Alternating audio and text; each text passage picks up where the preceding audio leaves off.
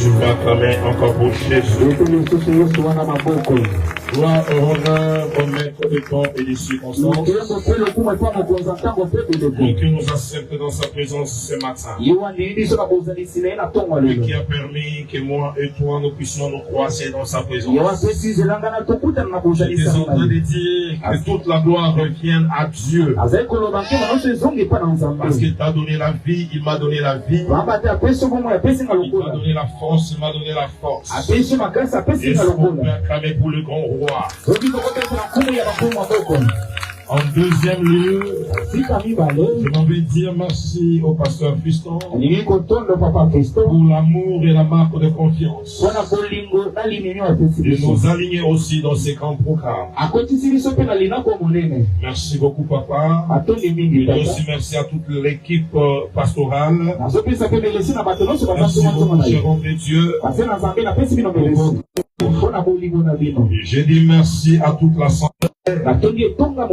Que Dieu bénisse les papas, que Dieu bénisse les mamans, que Dieu bénisse les jeunes, que Dieu bénisse les enfants. Ce matin de tout cœur, je vous bénis au nom de Jésus. Matthieu chapitre 2, verset 1 à 12. Matthieu chapitre 2, verset 1 à 12. Jésus étant né à Bethléem, au temps du roi Hérode. Voici les mages d'Orient arrivèrent à Jérusalem. Et dirent, où est le roi de Juifs qui vient de naître? Car nous avons vu son étoile en Orient et nous sommes venus pour l'adorer. Le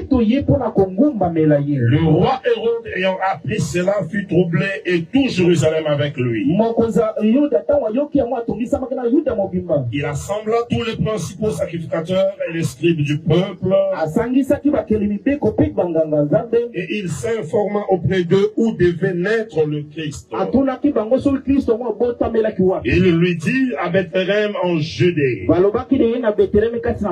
voici ce qui a été écrit. Prophète. Et toi, Bethléem, terre de Juda, tu n'es certes pas la moindre entre les principales villes de Juda.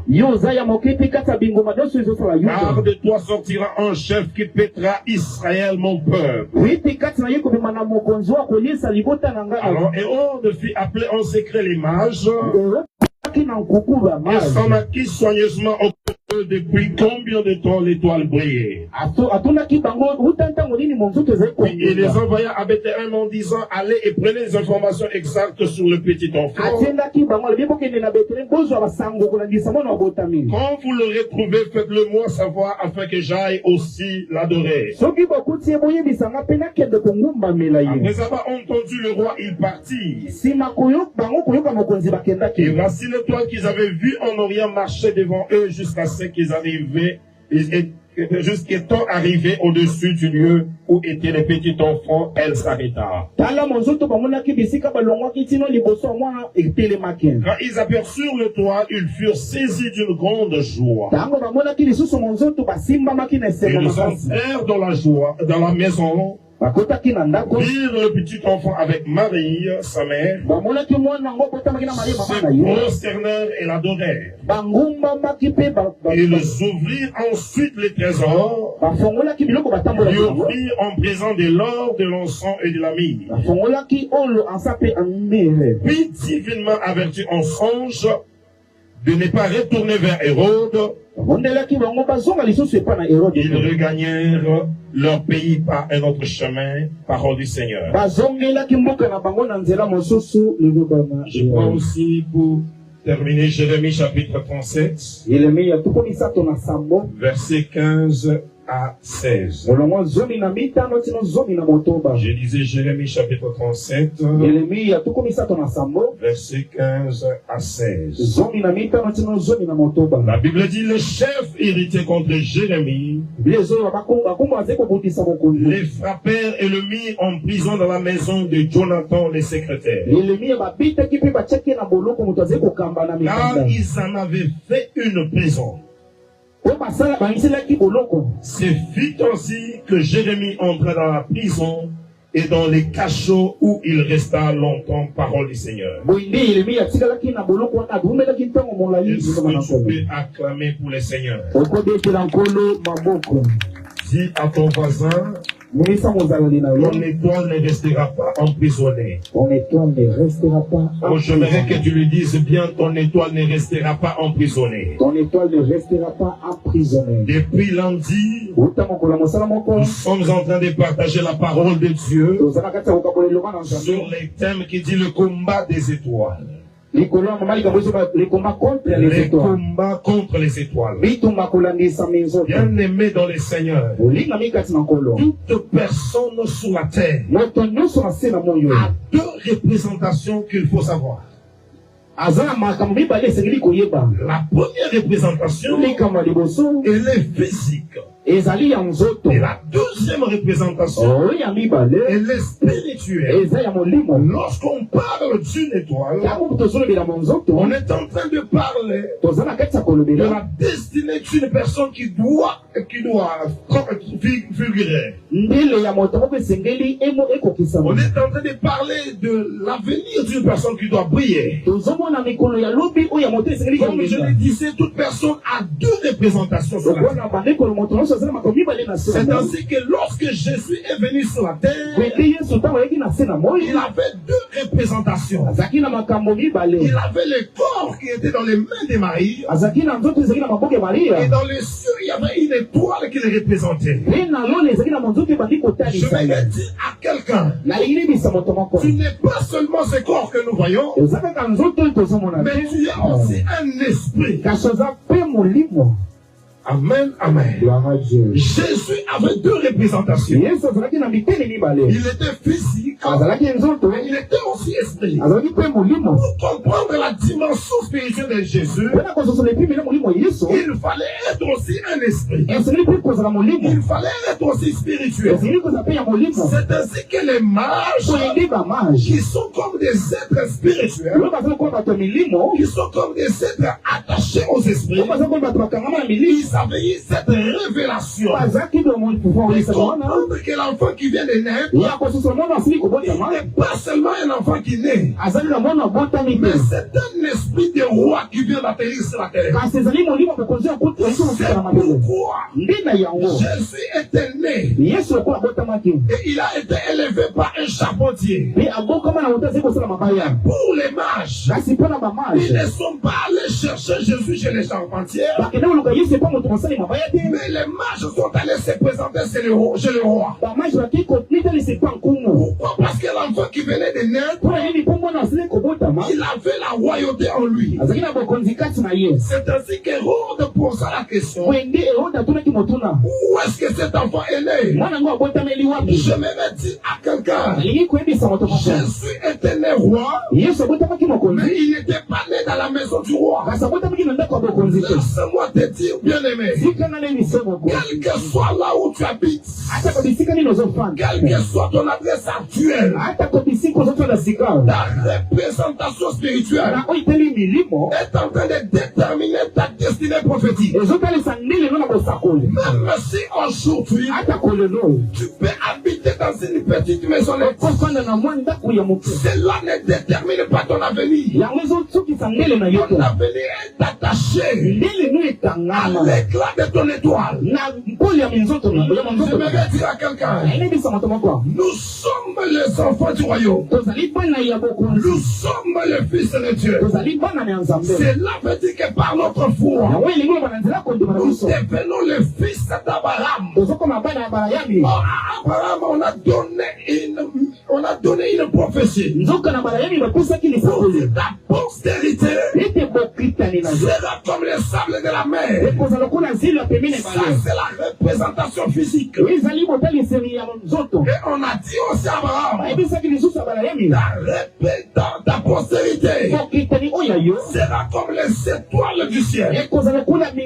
C'est-à-dire toute personne qui est sur la terre a une représentation terrestre et une représentation céleste. Écoute-moi, tes Dieu bien-aimé.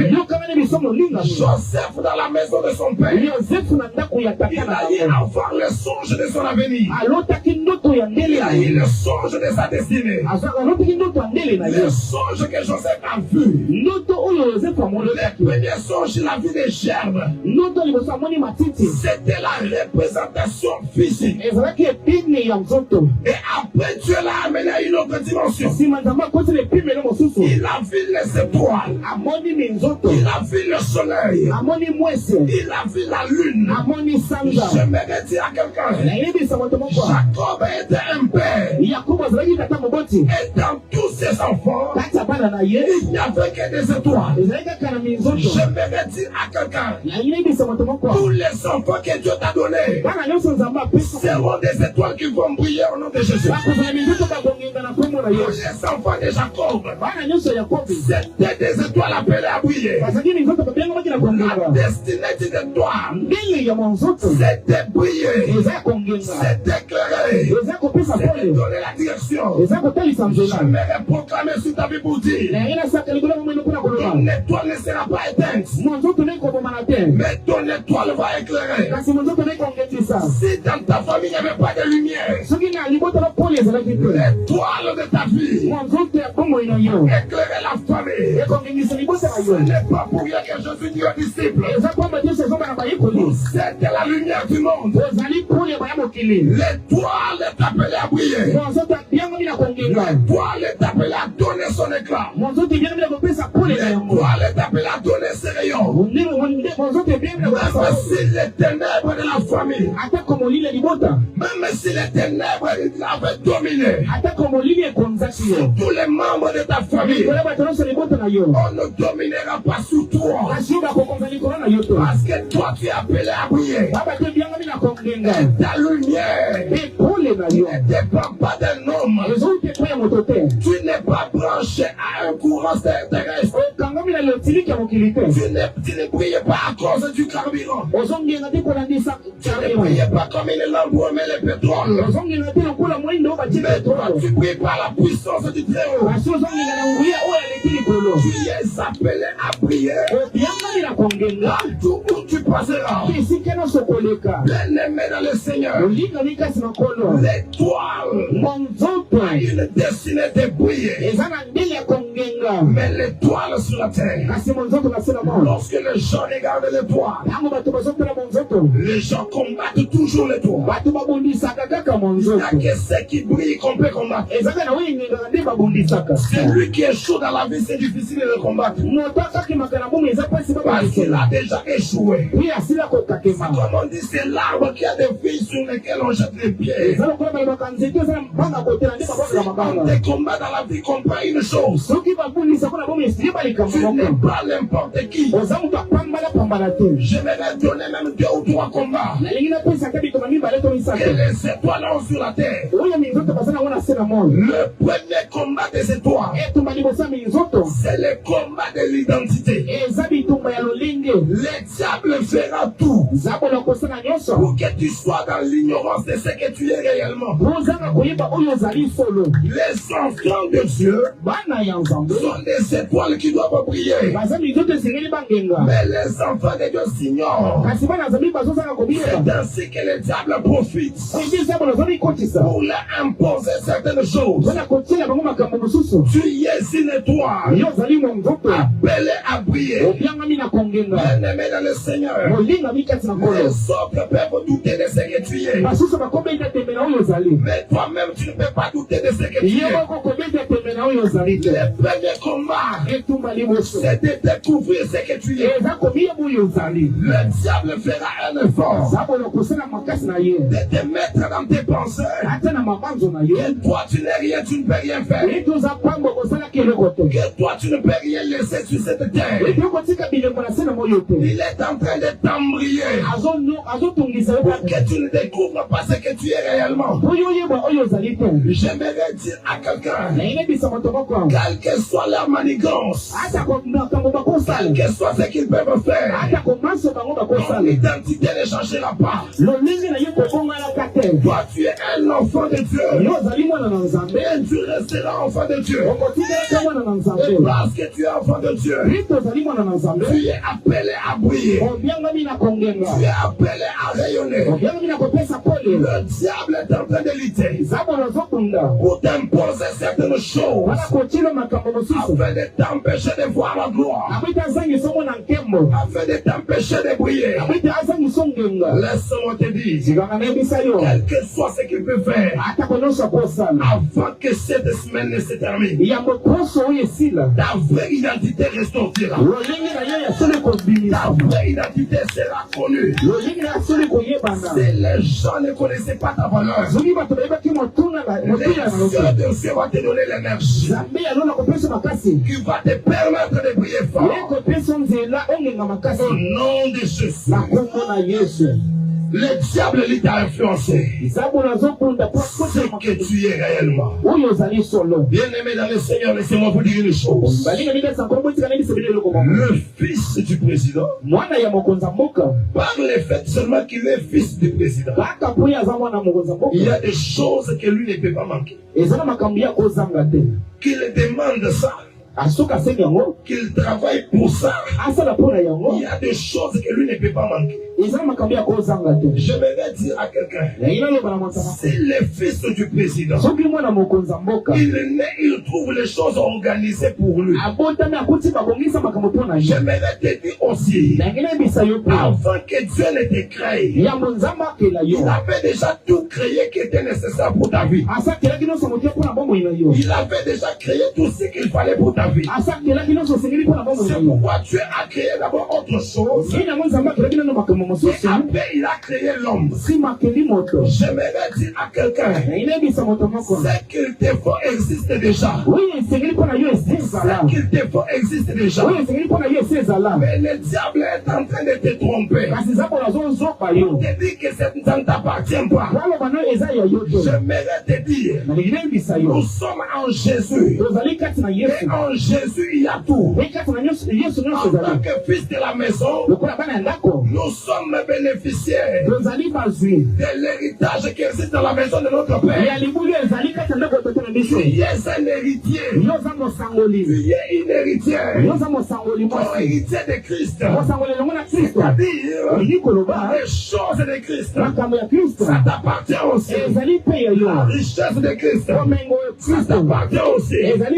C'est cela que le diable ne veut pas que tu saches. Il veut que tu restes dans l'ignorance de ces choses. Avant de toujours pleurnicher, laisse-moi te dire, ce qui est à toi, ça va te revenir. Parce que tu es enfant de Dieu. Parce que tu es fille et fils du royaume. Ce qui est à toi, tu finiras par le toucher. Tu finiras par le toucher. Le deuxième combat que l'étoile a sur la terre. L'étoile a un combat de l'environnement. Les livres de Jérémie que nous avons lus. La Bible dit, on dit le chef dit de prendre Jérémie et de l'amener dans la maison de Jonathan. On l'amène dans la maison de Jonathan. C'est une maison comme comme toutes les autres maisons. Mais la Bible ajoute qu'ils ont fait de cette maison une prison. Ils ont fait de cette maison une prison. Bien-aimés dans le Seigneur, il y a des fois des maisons où nous dormons. Il y a des fois des quartiers où nous vivons. Le monde des ténèbres a fait de ces lieux-là des prisons pour emprisonner les vies des gens, pour emprisonner les étoiles des gens. Regardez ceci, mon frère, ma soeur. Tu peux aller habiter chez quelqu'un et tu ne sais pas que dans la maison où tu dors, cette maison a été rendue une prison. Il peut payer pour toi les études. Tu étudies, tu termines. Et tu sors, tu pars. Là où tu pars, tu ne trouves pas le travail. Pourquoi? Parce que ton étoile est restée emprisonnée dans cette maison-là. Parce que ta grâce est restée bloquée dans cette maison-là.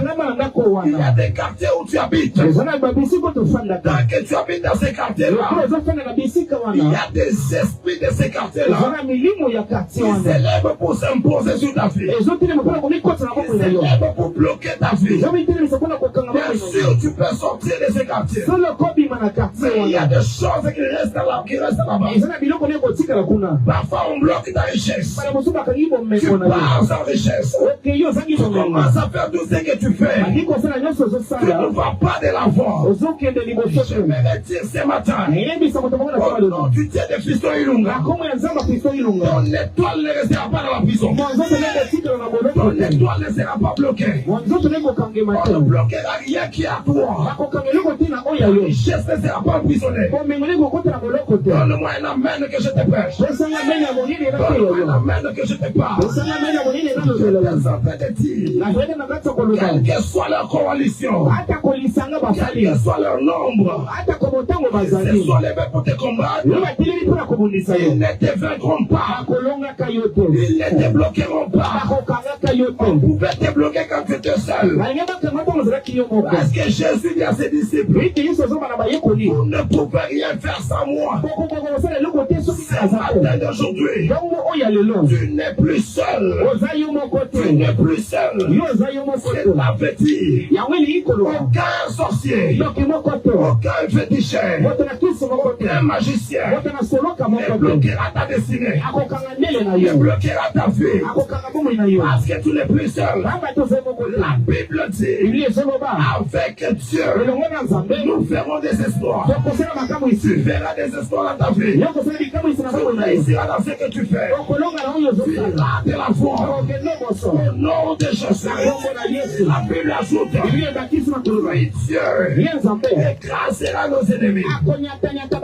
Toutes personnes qui s'élèvent pour compliquer ton chemin, pour bloquer ta destinée, Dieu les grâce. Dieu les grâce. Dieu les domine. Dieu les renverse. Au nom de Jésus. Au nom de Jésus. Tu ne resteras pas dans cette prison-là. Bien-aimés dans le Seigneur, il y a des environnements où nous vivons. Il y a des paroles négatives que les gens libèrent sur nous afin de nous bloquer, afin de nous empêcher d'aller de l'avant. Bien-aimés dans le Seigneur, un enfant qui entend toujours, toi tu n'es pas intelligent, toi tu es idiot. Un enfant qui entend ces choses, il va croire à ces choses. J'aimerais dire à quelqu'un, même si tu as entendu les paroles de la malédiction, on t'a dit que tu ne mettras pas au monde, on t'a dit que tu ne réussiras pas, on t'a dit que tu n'iras pas de la foi. J'aimerais te dire, il y a une parole excellente que Dieu m'a envoyé t'annoncer ce matin. Il m'a envoyé te dire, les malédictions de ta famille ne peuvent rien devant le sang de Jésus. Ne peuvent rien devant le sang de Jésus. Ce matin, aujourd'hui, toute mauvaise parole prononcée sur ta fille, ça s'efface au nom de Jésus. Ça s'efface au nom de Jésus. Alléluia. Au nom de Jésus. Amen. Alléluia. Alléluia. C'est lui qui a dit c'est un homme. C'est lui qui a dit c'est un homme. Mais c'est lui qui parle ce matin. C'est le créateur des hommes. C'est le créateur des hommes. Car il parle. Il accomplit toujours. Car il parle. Il agit toujours. Il est déjà géré. Qui s'opposera? Toi tu vas réussir. Toi tu auras de la foi. Parce que tu es béni. La malédiction sous ta vie est enlevée au nom de Jésus. Est enlevée au nom de Jésus. Est enlevée au nom de Jésus. Quelles que soient les paroles, tu ne les vivras pas. Il y a des paroles négatives. Que les gens libèrent, c'est des étoiles. Que les gens libèrent, c'est les étoiles. Même malgré leurs paroles, ils ne feront rien. Même si les gens sont allés prendre contact avec des mauvais milieux, avec la sorcellerie, pour détruire ta vie, j'aimerais te dire, on ne va pas te détruire. Écoutez, c'est lui qui combattait Mardochée. Aman prend la décision de combattre Mardochée. Écoutez ce que ses amis et sa femme lui disent. Ils lui disent, si Mardochée, que tu t'es levé pour combattre, si seulement il est injuste, c'est toi qui tomberas devant lui. J'aimerais dire à quelqu'un, si le fait d'être juif donne la victoire à quelqu'un, plus forte raison. Le fait d'être enfant de Dieu.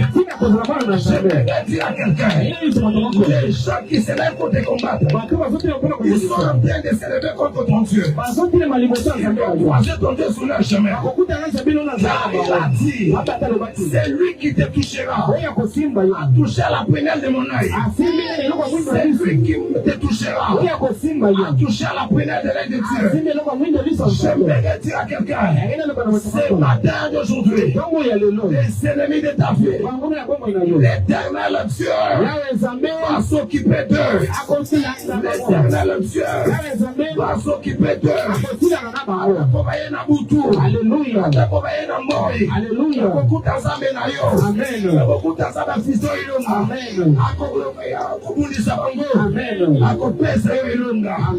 Est-ce qu'on peut se tenir debout? J'aimerais que nous puissions prier.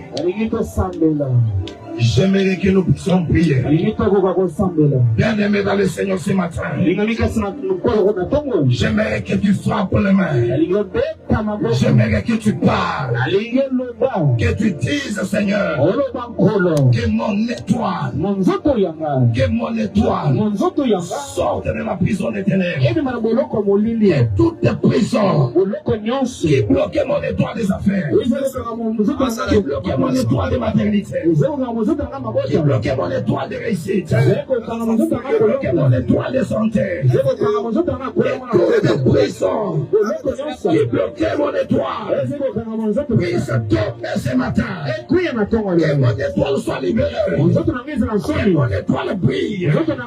Commence à frapper les mains. Détruis toutes les puissances. Détruis toutes les puissances. Détruis toutes les puissances. Est-ce que tu peux prier? Est-ce que tu peux prier? Est-ce que tu peux prier? Détruis les puissances. Alléluia. Alléluia. Azobeka maboko. Azobeka. Ekala nasuki wachaki na sali manga. Maboko nazobiti zilokula maboko. Ezopasu na imanga. Yo ekala mali ziko zayo. Zobona matuyo yenganga.